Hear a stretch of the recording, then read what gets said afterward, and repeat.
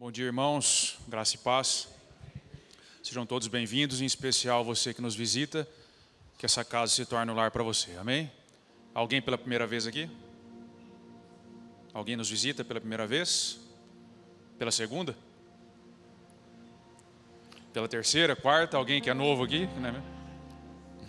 Amém. Todos bem-vindos, irmãos. Muito bom nós estarmos na presença de Deus. Ministério de Música, queria agradecer especialmente, porque temos tido momentos de fato em que o Espírito Santo se apresenta a nós e cremos que isso é fruto também da nossa busca. Deus, ele responde à nossa intenção também. Jesus disse várias vezes aos fariseus: vocês não querem crer, por isso eu não faço. Jesus disse: olha, não consegui realizar ali muitos milagres por conta da incredulidade das pessoas. Isso é muito sério. Esse texto sempre me chama a atenção. Quando Jesus disse: olha, eu não consegui realizar, não pude, realizar muitos milagres ali em Nazaré por conta da resistência das pessoas. E quando nós nos colocamos, nos abrimos nosso coração diante de Deus, eu creio que Deus responde a essa nossa intenção. É por isso que nós estamos insistindo em chegar meia hora mais cedo aos cultos. Amém?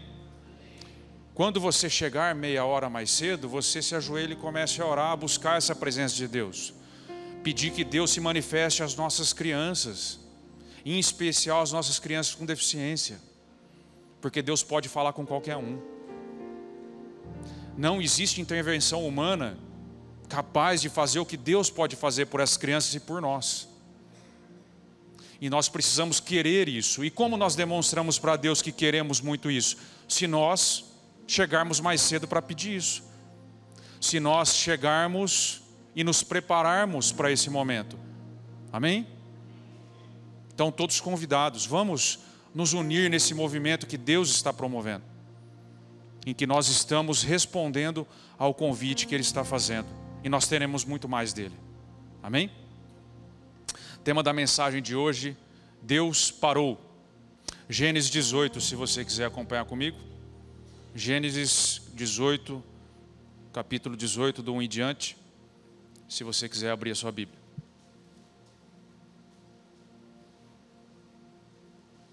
Para melhor compreensão desse sermão, eu queria que você conectasse com uma mensagem pregada em 23 de julho de 2023.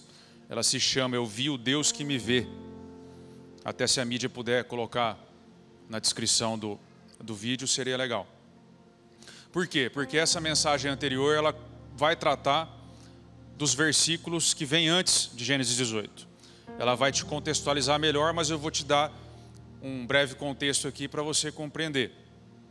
O nosso texto, ele começa ali em Gênesis 12, o nosso contexto, melhor dizendo, em Gênesis 12, quando Abraão tinha 75 anos, e ele é chamado por Deus, certo? Esse é o começo da história. Mas agora em Gênesis 18, Gênesis 17, 18, Abraão já está com 100 anos de idade, 99 anos de idade para ser mais preciso, e prestes a receber a promessa que Deus tinha feito lá atrás, que ele seria pai de nações e que por meio dele viria o descendente pelo qual o mundo inteiro seria abençoado. E é importante compreender que Deus não revelou a Abraão todos os detalhes da promessa dele de uma vez só. Deus foi, ao longo desses 25 anos, dando cada vez mais detalhes.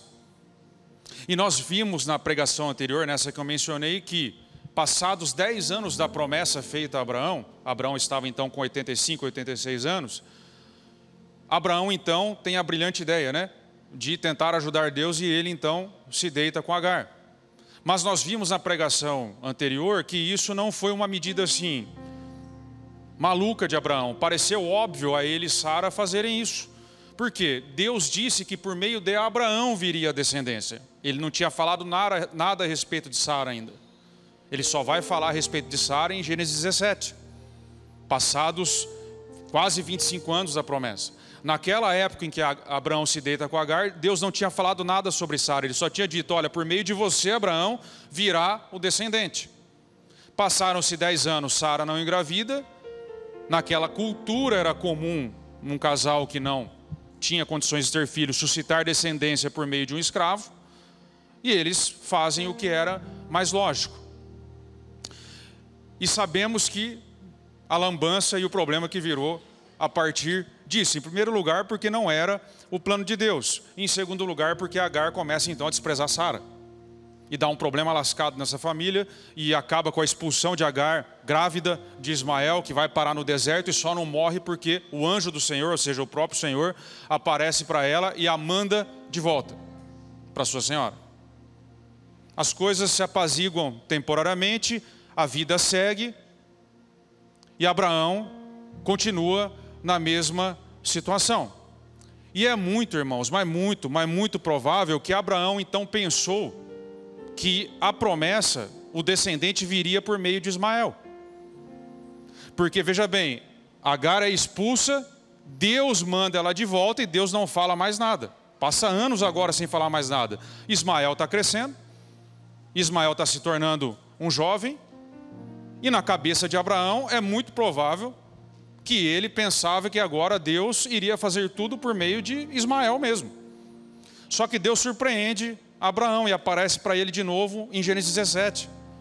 E agora ele muda o nome de Sara, já tinha mudado o nome dele. Agora ele muda o nome de Sara e fala, ó, Abraão, agora eu vou te esclarecer melhor. É por meio de Sara que vai vir o descendente. Ismael já está com 13, 14 anos. Abraão entra em choque, descabela. Olha o que ele fala lá em Gênesis 17. Ele diz assim, ó, deixa eu caçar aqui. Ele riu, Abraão riu do que Deus disse, porque agora já estava com 99 anos. E ele diz assim, pode nascer um filho a um homem de 100 anos? E será que Sara com seus 90 poderá dar à luz? Quem dera que Ismael vivesse sob tua bênção, Senhor. Olha o que ele fala para Deus. Quem dera Ismael vivesse sob tua bênção. Ele está pensando que vai ser por meio dele. Em outras palavras, ele está dizendo, Senhor, você está de brincadeira comigo. O Senhor é o Deus da homeopatia. Fica gotejando a sua revelação e eu fico sem entender nada. Está de brincadeira, um moleque já está aí. Bonito aí, ó, Ismael. Faz a sua aliança com ele. Para com isso, para de entrar nessas tretas, Senhor. Vai desse jeito mesmo.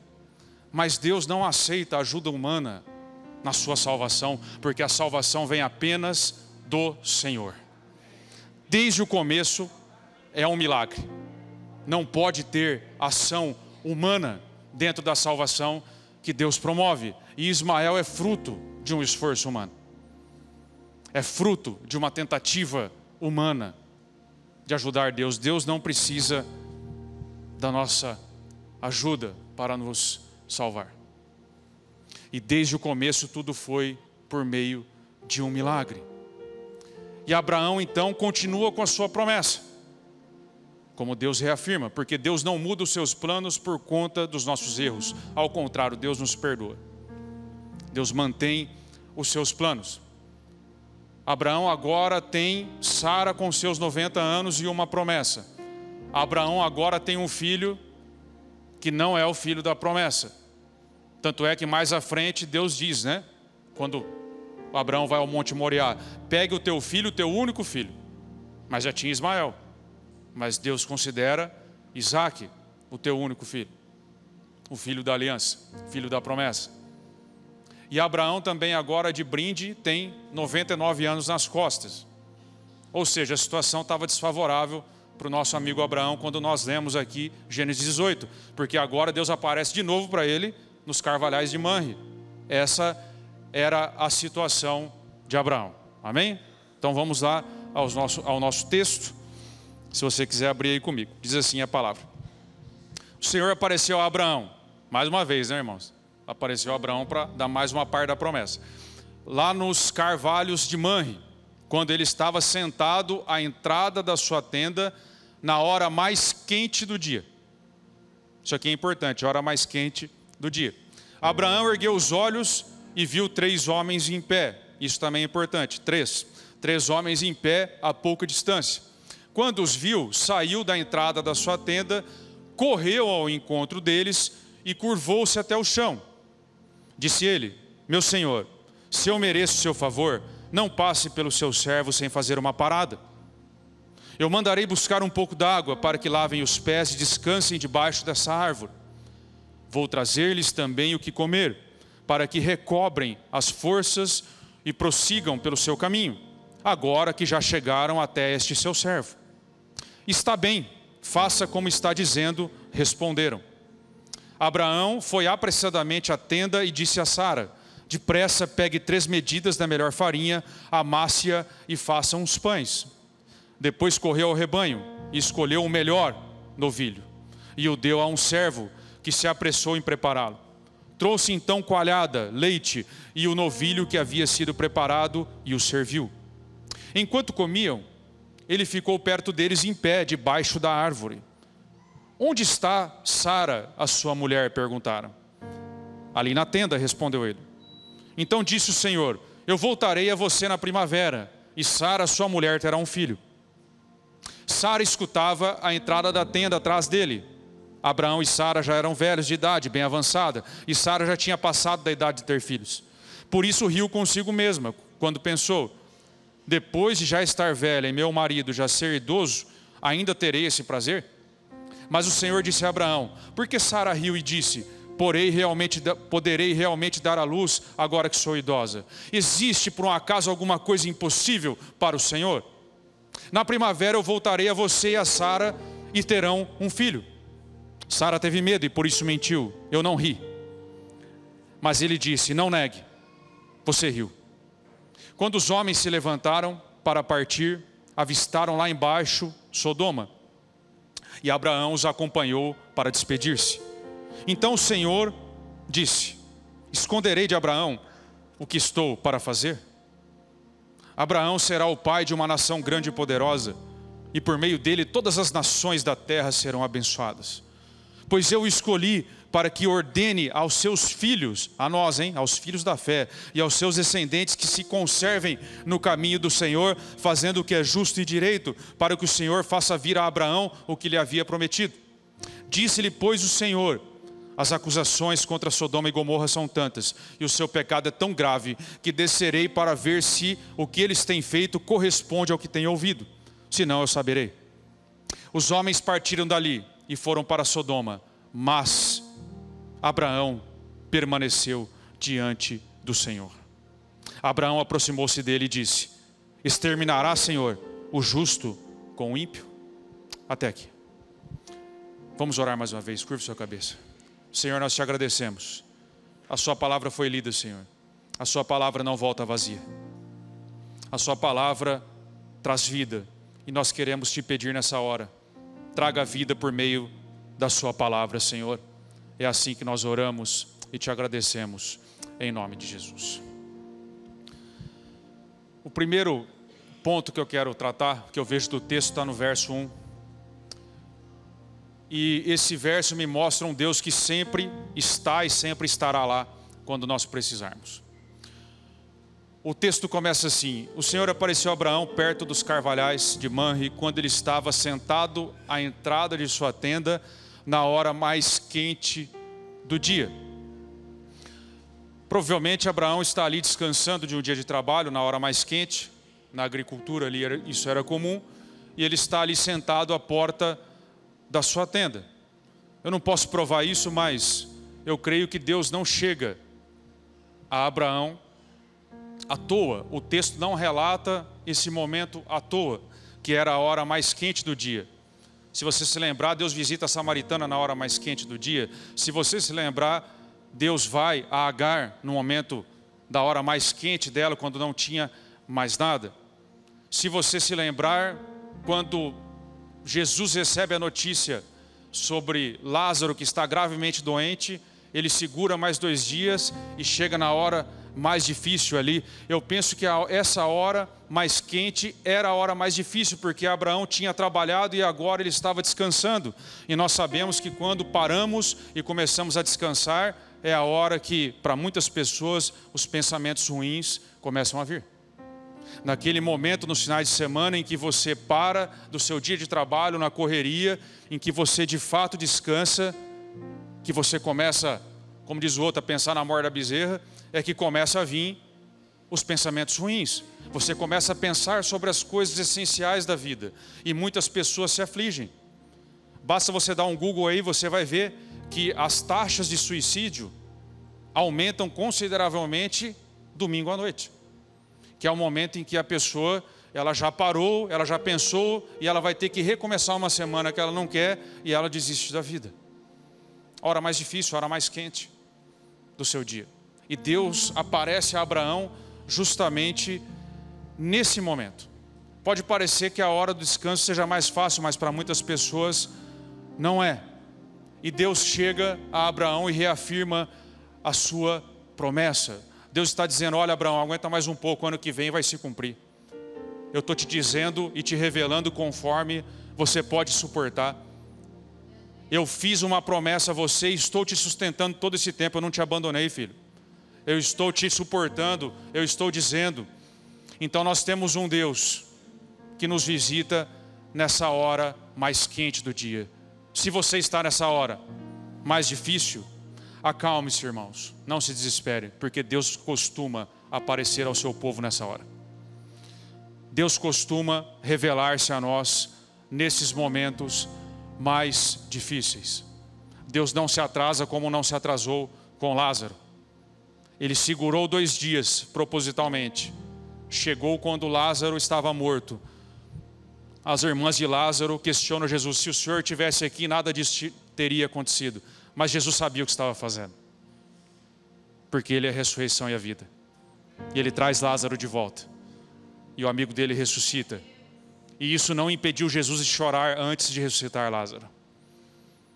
Enquanto Deus te prometeu o que está na sua palavra, e enquanto Ele ainda não cumpriu, Ele chora junto com você. Ele não te abandona, Ele te sustenta. Ele aparece a nós na hora mais difícil. O domingo, para muitas pessoas, como nós dissemos, os dados apontam isso, é um dia muito difícil. Se você está aqui, se você nos assiste, e esse é um dia difícil para você, eu quero te dizer que pode não ser, porque para nós, os que cremos, para nós, a quem o Senhor parou na porta da nossa tenda, na hora mais quente do dia, é o dia em que o Senhor, a nossa esperança, ressurgiu do túmulo. O domingo em que o Senhor ressurgiu. É um dia em que, de fato, Deus está conosco e para a nossa porta, amém? Deus sempre estará lá quando você precisar. Deus sempre estará lá na hora mais difícil. Nós podemos descansar nessa verdade. Nós podemos confiar em Deus. Nós podemos respirar mais fundo. Nós podemos viver sem ansiedades, como nosso Senhor mandou, como os apóstolos recomendaram e determinaram. Não andem ansiosos por coisa alguma. Lancem sobre Ele toda a sua ansiedade, porque Ele tem cuidado de vós, disse o apóstolo Pedro. Não andem ansiosos por coisa alguma, disse Jesus, e disse o apóstolo Paulo. Eu vos deixo a minha paz eu vos dou, eu não a dou como o mundo a dá, disse o nosso Senhor. Nós temos um Pai no céu, podemos ter paz. Nós podemos afastar a ansiedade do nosso coração, como recomendou o rei Salomão, para que o nosso corpo tenha saúde. Nós não precisamos viver nessa loucura que o mundo vive. Parece bom demais para ser verdade isso, né? Mas isso é verdade. Porque nós temos um Deus que sempre aparece para nós na hora mais difícil. Nós podemos confiar nisso. Deus sempre agiu assim com o seu povo. E nós não temos motivo para desconfiar desse Deus. Nós podemos viver tranquilos em meio a toda essa tempestade que é a vida que nós vivemos. Nós podemos fazer isso. Não por nós mesmos, mas porque temos um Pai no céu. Porque temos um Deus que cuida de nós. Porque temos um Deus que não nos abandona. Porque temos um Deus que prometeu que nos conduziria em segurança até a presença dEle de volta. Amém? Respira fundo aí, então, vamos para o ponto 2. Para esse Deus que sempre estava lá, que sempre estará lá, curve-se e ofereça o seu melhor em quantidade e qualidade. Esse Deus que sempre te socorre, curve-se como Abraão se curvou quando viu os três, quando viu o Senhor, e ofereça o seu melhor em quantidade e qualidade. Verso 2 aí, vamos seguir no texto. Abraão ergueu os olhos e viu 3 homens em pé a pouca distância. 3 aqui, irmãos, nós podemos entender que é uma representação da Trindade. A Trindade estava envolvida no plano de salvação quando vai anunciar o filho da promessa a Abraão. Os 3, não é à toa que aparecem 3 homens que na verdade não eram homens, como nós vemos mais à frente. Quando Abraão os viu, saiu da entrada da sua tenda, correu ao encontro deles e curvou-se até o chão. Eu entendo que Abraão viu que não eram apenas homens, ele viu algo diferente ali. E ele então levanta, corre, se prostra até o chão, e ele então se curva diante da Trindade, diante de Deus. E ele disse: meu Senhor, se eu mereço o seu favor, não passe pelo seu servo sem fazer uma parada. E continua o texto: mandarei buscar um pouco de água para que lavem os pés e descansem debaixo dessa árvore. Eu vou lhes trazer também o que comer para que recobrem as forças e prossigam pelo caminho, agora que já chegaram até esse seu servo. Está bem? Faça como está dizendo, responderam. Abraão foi correndo à tenda e disse a Sara: depressa, pegue 3 medidas da melhor farinha, amasse e faça pães. Depois correu ao rebanho, escolheu o melhor novilho e deu ao seu servo, que se apressou em prepará-lo. Trouxe coalhada, leite e o novilho que havia preparado e os serviu. Abraão corre para se curvar e servir a Deus. Deus, ele deu o melhor a nós. O texto diz que Abraão pega a melhor farinha. Jesus é a melhor farinha. É o melhor pão, o pão sem fermento, o pão sem pecado. O pão que foi amassado, triturado em nosso favor.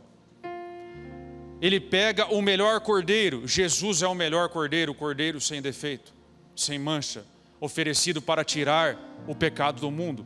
Oferecido como uma oferta pela culpa dos nossos pecados, como diz em Isaías. E ele também traz coalhada. Coalhada aqui vai ter um sentido de fartura, porque existe uma profecia em Isaías que liga Jesus à coalhada, ao leite e à coalhada. Está lá em Isaías 7:22. Diz lá que o menino, o descendente de Abraão, filho da virgem, comeria coalhada e mel até que o povo pudesse discernir o bem do mal. Ou seja, o povo que foi arrasado pelo exílio, agora que Jesus, o Messias, apareceria, se fartaria de mel e saberia discernir o bem do mal.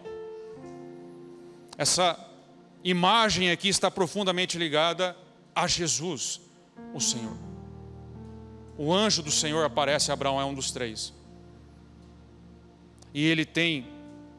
E Deus ofereceu esses 3 elementos à humanidade no seu melhor. E Abraão responde a isso e oferece o melhor a Deus e corre para servi-lo. Abraão entende que é um privilégio, um favor que Deus nos concede servi-lo. Você percebe no texto que ele implora àqueles homens que permitam-no servir. E isso é uma lição para nós na igreja hoje. É um ponto que nós deveríamos refletir sobre o porquê servimos a Deus. Que na verdade é um privilégio que Deus nos concede servi-lo. E não o contrário.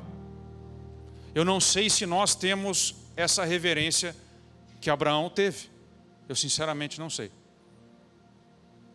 Fica a pergunta para nós refletirmos, se nós temos essa reverência de chegar diante de Deus e dizer: Senhor, o Senhor permite que eu o sirva?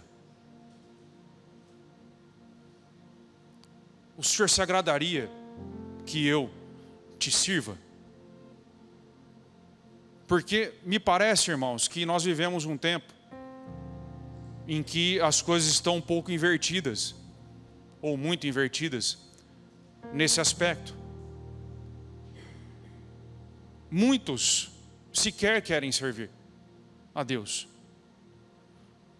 Muitos querem vir aos cultos como uma forma de Deus resolver seus problemas, como uma forma de Deus servir, e não de ser servido e não para servir. Pastor Paulo Borges disse algo muito interessante não sei quando foi, mas eu vi essa semana. Ele diz o seguinte: olha, o culto deveria ser a reunião dos pastores, não das ovelhas. O que ele quer dizer com isso? Deveria ser a reunião daqueles que servem, não daqueles que são servidos. Servir a Deus é um privilégio, e esse valor nós precisamos resgatar na igreja. Ou então, muitos quando servem, não servem dando o seu melhor nem em quantidade nem em qualidade. Você percebe que Abraão deu a melhor farinha, deu o melhor novilho, e ainda derramou coalhada no final, que significa a fartura, que veio sem medida o que ele estava oferecendo. Ele não estava economizando itens caros para a época. Ele não estava economizando, e ele deu o melhor.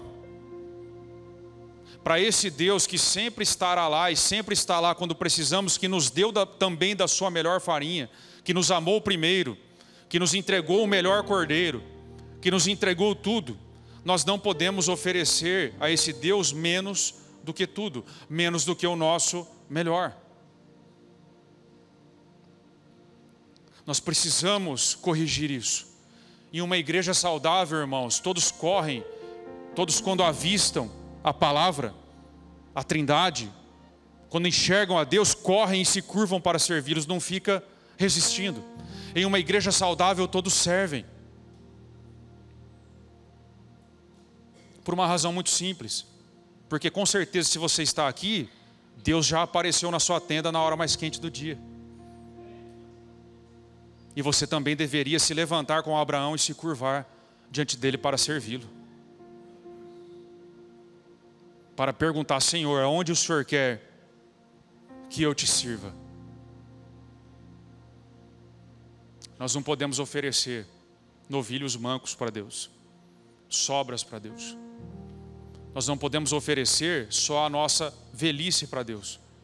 Nós temos que oferecer a nossa juventude, nossos melhores anos. Nós temos que oferecer o nosso melhor, o melhor do nosso dia, as melhores horas do nosso dia, os nossos melhores recursos, os nossos melhores dons, habilidades, o nosso trabalho, a nossa família. Nós não podemos usar Deus como um Deus particular, um Deus familiar para abençoar só minha família e tchau e bênção. A nossa família tem que ser preparada para servir a Deus, para suportar o peso do Evangelho, e não o contrário. É por isso que muitas famílias se arrebentam, com a desculpa de que foi o Evangelho que arrebentou. O Evangelho não arrebenta a família de ninguém. O erro é que as pessoas não preparam a sua família para suportar o peso do Evangelho. E é isso que nós deveríamos oferecer para Deus. Se a nossa família é o melhor, ela deveria ser oferecida a Deus. Porque ela não existe só para o nosso deleite. Ela existe para servir a Deus. As melhores horas do nosso dia deveriam ser oferecidas a Deus. Para muitos é quando acorda, para muitos é quando vai dormir. Deveria ser oferecida. Porque não se engane, irmãos, a forma como você passa o seu dia, repara como foi o seu dia. Em geral, vai refletir como é a sua vida. A forma como você gasta um dia, ela é uma boa amostragem de como você gasta a sua vida. E se você não gasta o seu dia entregando o melhor a Deus, provavelmente você não teve uma vida de entrega a Deus. Se você não tem hoje, você não vai ter amanhã. Ah, depois, quando eu estiver mais tranquilo, eu sirvo. Ah, quando eu tiver mais recurso, eu vou investir no reino. Não vai. Se você não investe hoje, você não vai fazer amanhã. Se você não se doa hoje, você não vai se doar amanhã. Porque as coisas sempre vão se tornando mais difíceis na nossa vida. Essa que é a verdade. Quanto mais o tempo passa, as coisas não facilitam, as coisas vão ficando cada vez mais difíceis. Nós sabemos disso. Quem já viveu um pouco mais sabe disso, já perdeu essa ilusão, nós sabemos disso. Nós precisamos cada vez mais da ajuda de Deus. Conforme o tempo passa, mais dependemos dele. Quando somos mais jovens, somos mais autoconfiantes, porque não apanhamos o suficiente ainda. Mas basta passar um tempo e nós vemos que, né, Cláudio? Cláudio está rindo com força aqui. Apanhou bastante já, né, filho? Está tudo certo. A gente vai entendendo, é normal, é da vida. Mas nós precisamos oferecer o nosso melhor a Deus sempre. Ele é digno. Cantamos aqui que Ele é digno. Nós precisamos inverter essa lógica de achar que nós fazemos um enorme favor para Deus quando estamos servindo a Ele. O privilégio é nosso, não dele. Nós vimos aqui que Deus não dependeu de Abraão, da ajuda de Abraão para trazer o Salvador ao mundo. O privilégio é nosso. E o texto ele é muito profundo, ele vai mais fundo que isso. Porque ele vai explicar qual é a razão de Deus exigir e pedir o nosso melhor. Porque o texto diz aí, ó, o Abraão fala assim, olha, eu vou oferecer o melhor para vocês, vocês recobram suas forças para vocês seguirem viagem, para vocês descansarem. Mas Deus precisa descansar? Deus precisa comer para ficar forte? Deus precisa de alguma coisa ali que Abraão ofereceu? Eu não tenho dúvida que se Deus estalasse os dedos, ele tinha um banquete muito melhor do que Abraão ofereceu. Deus poderia dormir num lugar, descansar num lugar muito melhor do que debaixo de uma árvore. Ou Deus não tem poder para isso? Mas impressiona o texto que Deus, não precisando de nada, Ele recebe o que Abraão oferece. Ele fala, está tudo certo, vou aceitar o que você está oferecendo de coração, Abraão.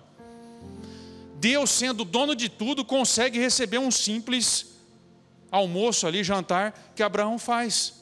Por quê? Porque Deus, mesmo não precisando de nada, deseja ter relacionamento conosco. Importa para Deus o que oferecemos a Ele. Ele, mesmo sendo dono de tudo, recebe as nossas ofertas. Recebe o que oferecemos para Ele. E Ele deseja receber o melhor. Por quê? Porque só entregando o melhor para Deus, você será capaz de cumprir o primeiro mandamento. Amarás o Senhor teu Deus sobre todas as coisas. Como é que você faz isso? Só se todas as coisas estiverem debaixo de Deus. O que são todas no hebraico? O que significa? Entenda nada de hebraico, tá? Significa todas. No português é a mesma coisa, tudo é tudo. Ou seja, sua família, seu trabalho, seu tempo, seu dinheiro, seu recurso, tudo tem que estar em segundo lugar. Porque é só assim que você consegue provar que ama a Deus, entregando o melhor para Ele, para esse Deus que já te entregou o melhor antes. Se você não entregar o seu melhor, você não amou a Deus. Simples assim. Se você entregou metade e falou que entregou tudo, como Ananias e Safira, você não amou a Deus. Se você não entrega o seu melhor, você não entregou a Deus. Se você não entregou tudo, você não entregou a Deus. Você não amou a Deus como deveria. Você não respondeu a esse amor. Você não teve relacionamento verdadeiro com Ele. Tudo, nada menos que tudo. Nada menos que grande quantidade. Tem muitas coisas importantes na vida, irmão. Muitas coisas. E todas essas que nós falamos são muito importantes. Mas em primeiro lugar o reino de Deus. Em primeiro lugar o reino de Deus e a sua justiça. Precisamos de fato entregar o nosso melhor, a nossa melhor farinha, nosso melhor cordeiro, em grande quantidade a esse Deus. Ainda há tempo de servi-lo.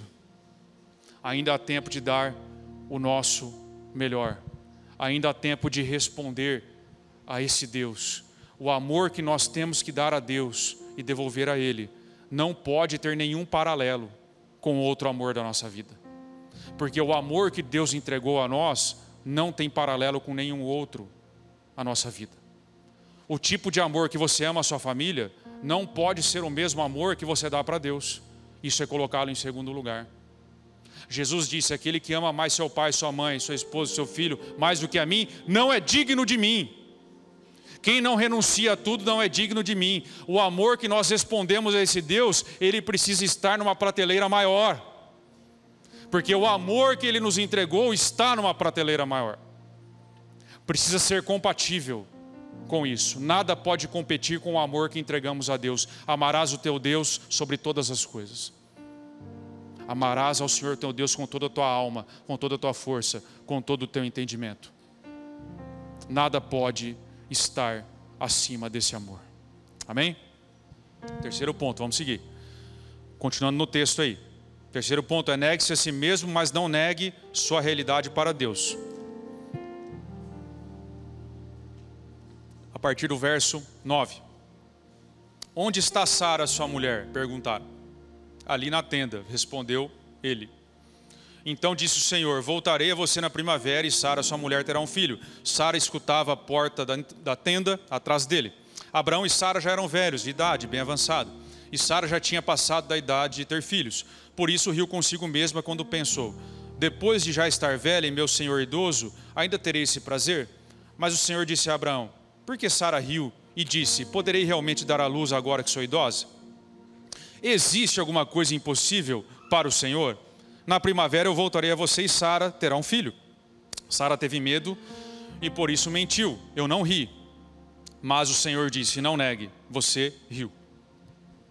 A palavra manda negar a nós mesmos, mas não manda negar a realidade. Faltava fé para Sara.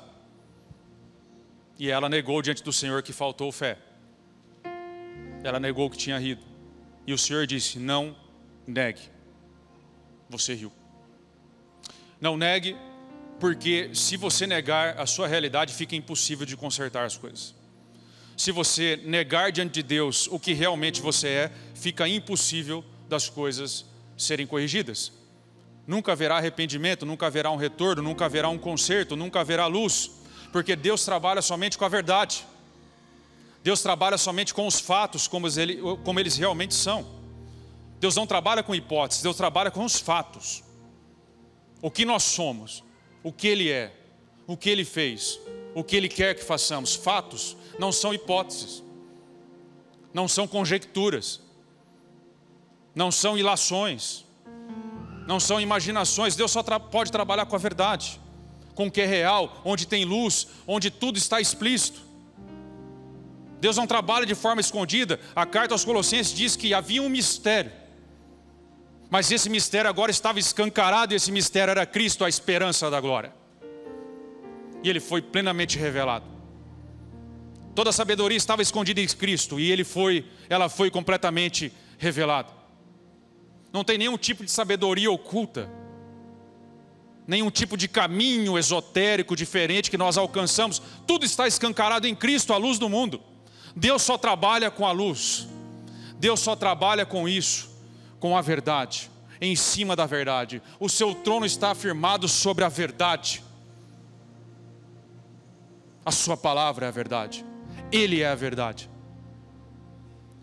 Se você nega, não tem como Deus fazer algo, não tem como corrigir, fica impossível, não tem como. É por isso que, como bem pregado aqui pelo pastor semana passada, a dracma perdida só foi achada quando foi lançada a luz naquela casa. É preciso abrir os porões das nossas vidas para que a luz entre e tudo fique explícito. Mas tem um aspecto, irmãos, da palavra de Deus que é impressionante. Porque se a gente dá uma lida rápida nesse texto, parece que simplesmente Deus está dando uma bronca em Sara. Ó, não mente não, você riu. Eu vi que você riu. Como nós fazemos? Parece que é isso, mas não é isso. Porque o que Deus está fazendo aqui, como sempre fez, em outros momentos da palavra, é que enquanto Deus aponta o que está errado, enquanto Ele nos corrige e mostra o nosso erro, ao mesmo tempo Ele nos corrige, porque a sua palavra é viva e eficaz, porque a sua palavra tem poder, porque a sua palavra é eterna. Ao mesmo tempo em que Ele corrige Sara, Ele traz à existência a fé que não existia para que Isaac viesse ao mundo. Ele não está só dando uma bronca nela, Ele está gerando a fé nela, porque a fé vem pelo ouvir, e pelo ouvir da palavra de Deus. Enquanto você está aqui ouvindo, e eu também me ouvindo, nós somos todos Sara. Deus está dizendo: não negue que te falta fé. E ao mesmo tempo, Ele está trazendo à existência a falta de fé que existe em nós hoje. Porque essas linhas que lemos não é uma história antiga de uma mulher que tomou a bronca de Deus. Ela é a palavra de Deus com toda a força ainda hoje. Então Deus está dizendo, não negue. Não negue, porque eu vou trazer a existência o que falta.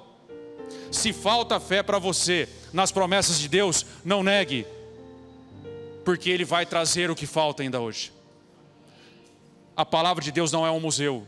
A palavra de Deus não é um livro de histórias antigas. Deus está na sua palavra. O Espírito Santo está aqui hoje. E Ele está moldando o seu coração nessa manhã. É pela palavra que Deus traz tudo à existência. Haja luz e houve luz. Haja santidade e houve santidade. Haja fé e houve fé. Haja Isaac e houve Isaac. Vá e não peques mais. Ela foi. Porque agora ela tinha poder para fazer isso. Enquanto Deus diz, vai e não peques mais, Ele dá todas as condições e o poder para que você vá e não peques mais. Não é só uma bronca. A palavra de Deus corrige, ela é mais cortante do que espada, e ela vai até as juntas e medulas para informar você o que está errado e te conduzir no caminho correto. Ao mesmo tempo em que ela aponta o erro, ela corrige a sua vida. Ela te dá tudo o que é necessário para corrigir a sua vida. O texto não é apenas um aviso antigo contra a falta de fé. Olha lá, hein, vocês não podem deixar de crer na promessa, hein? Olha lá, hein, se vocês não crerem na promessa, eu não faço. Deus é assim? Deus é assim, Deus deixou de fazer porque Abraão cometeu os seus erros, porque o próprio Abraão riu, como nós vimos.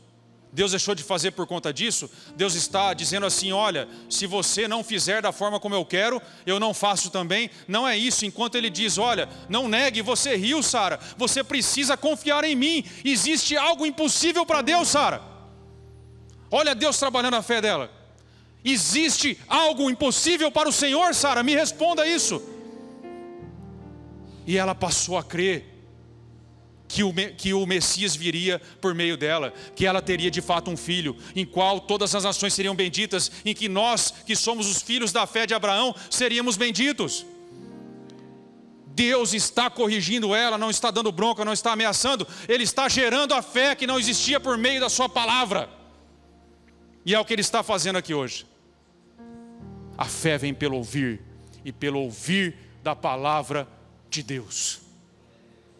Não negue se você tem falta de fé. Se você anda rindo no seu particular e levantando mãos no culto para parecer que você tem fé, não faça isso.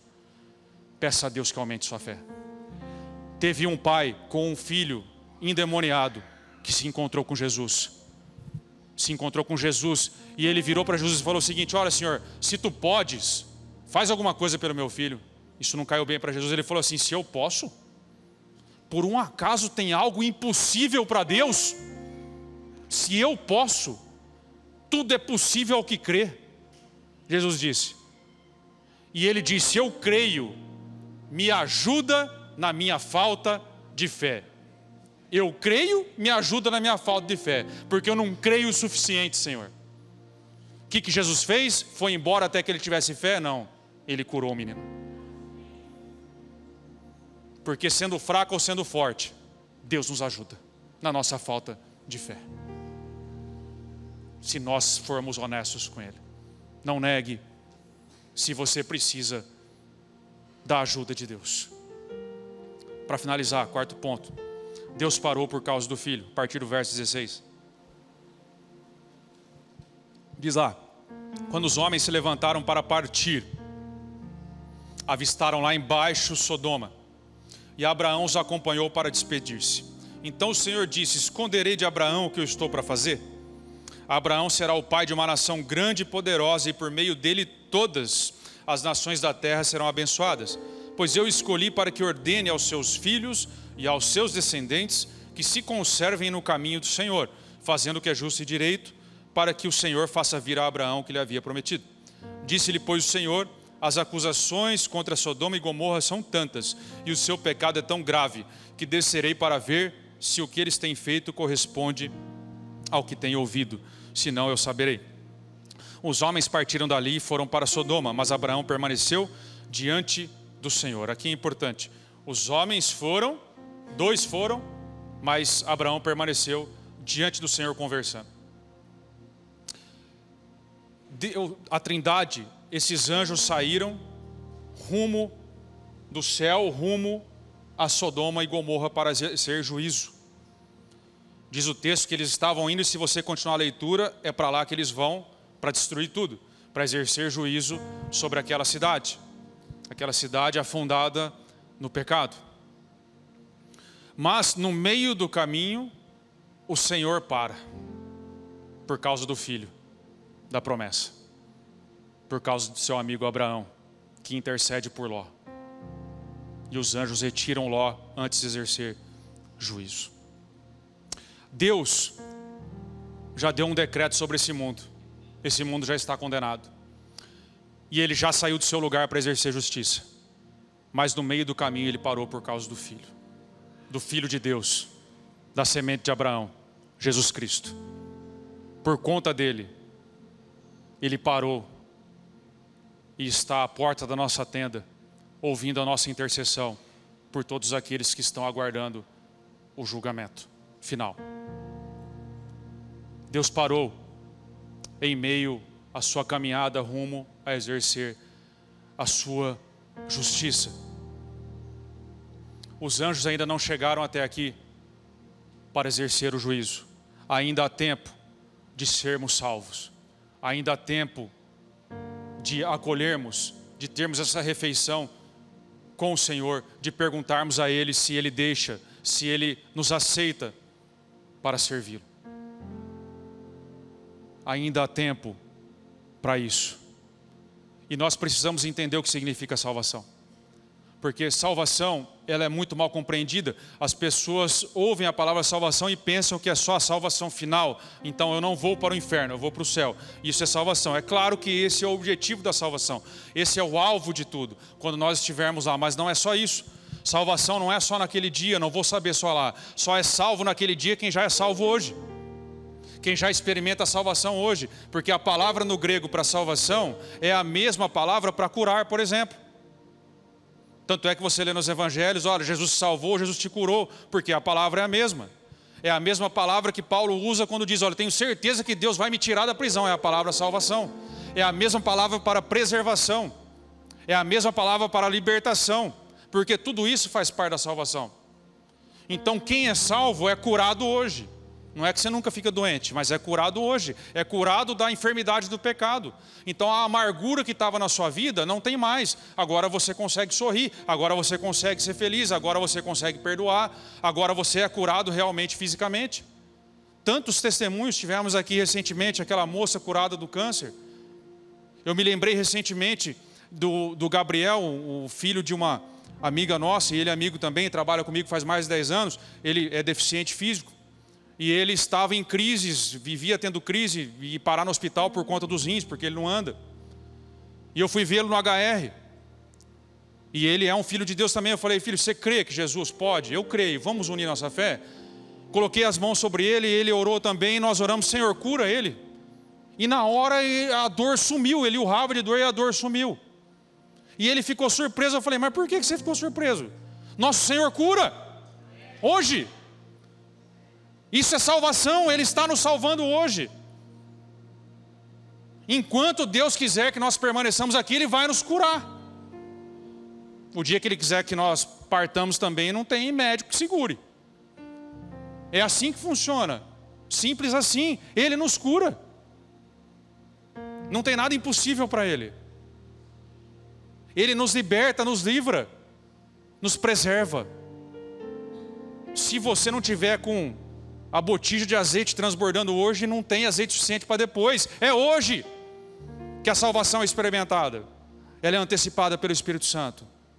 É hoje. Não é amanhã. Deus parou. Deus está parado. Aguardando com misericórdia e paciência aqueles que ainda hão de crer e ser salvos. A sua intercessão e a minha, como Abraão fez por Ló, é importantíssimo. Nós precisamos compreender isso. Amém? Ministério de Música, por favor. Se você quiser ficar em pé. Nós já vamos terminar.